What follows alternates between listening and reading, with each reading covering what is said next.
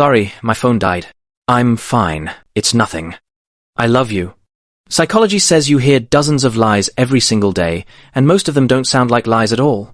For centuries, humans have been obsessed with catching liars.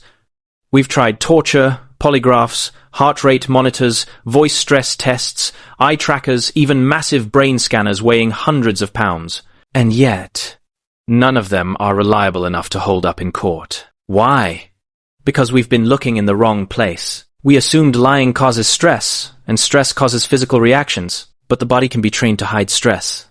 The mind, however, is far harder to control. So instead of measuring sweat or heartbeats, psychologists turn to something more revealing, language itself. Here's the uncomfortable truth. When people lie, they don't just change the facts, they change how they speak. That's because only about 5% of your thinking is conscious. The other 95% happens quietly in the background, leaking clues you don't even realize you're giving away.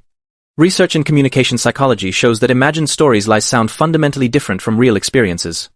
And those differences follow patterns. First, liars distance themselves. They use fewer words like I and me and talk more about others. Compare absolutely no wrongdoing occurred here versus I didn't do anything wrong. One owns the action. The other floats away from it.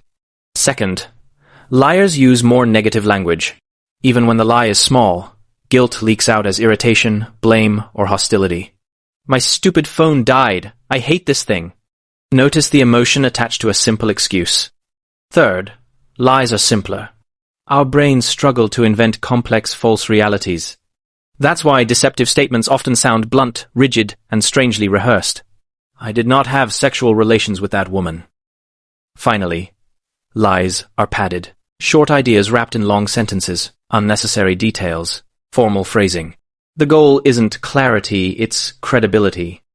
When public figures deny wrongdoing, they often sound detached, wordy, and impersonal. But when they finally tell the truth, something changes. The language becomes shorter, more emotional, more personal. I did this. I'm responsible. I failed. Most lies you hear won't be dramatic. They'll be small, social, convenient.